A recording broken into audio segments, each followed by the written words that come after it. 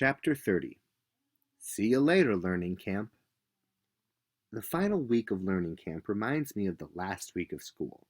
Neither the teachers nor the students work too hard.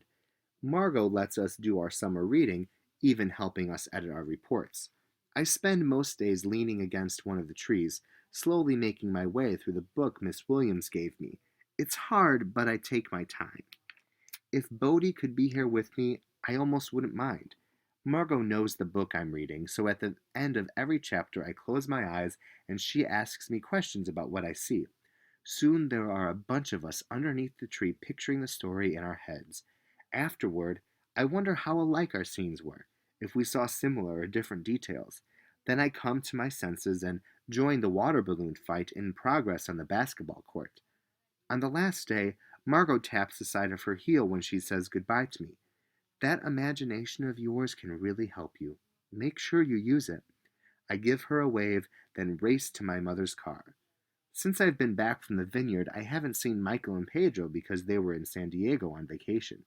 Today they're finally home, so we drive across town to see them. When Michael answers the door, Pedro's on his lap in the wheelchair. Michael tells me about the basketball tournament in San Diego. They knew Pedro would be overwhelmed by the crowds, so they didn't take him to watch Michael play. I make a fliporama out of my sketchbook and show Michael the story of my summer. I ask Michael if he can teach me more about how to animate my drawings on the computer. We spend the rest of the afternoon making my pictures come to life on screen.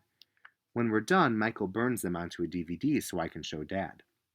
But the most amazing part of the day isn't making my vocabulary words come to life. It's watching a different kind of movie. The facility where Pedro learned how to be a companion for humans made a video of Pedro in training. Michael shows me Pedro trying to turn on a light switch over and over again. Pedro makes several mistakes, but when he finally does it correctly, the trainer rings a bell to tell Pedro he succeeded at the task. I marvel at how Pedro doesn't get frustrated, just continues to try his best. In the next training exercise, a woman wearing scrubs aims a laser pointer at the play button on the DVD.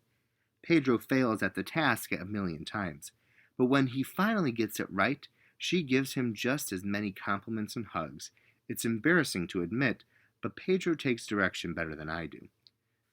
These tasks aren't natural activities for monkeys, Michael says. It's amazing how they adapt.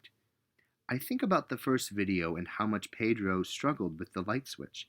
Then I look at him now, running to pick up the remote that Michael dropped. I cheer on the young Pedro in the video.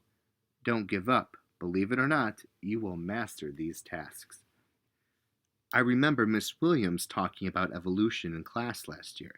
Maybe evolving is what we're supposed to do. All of us. All the time.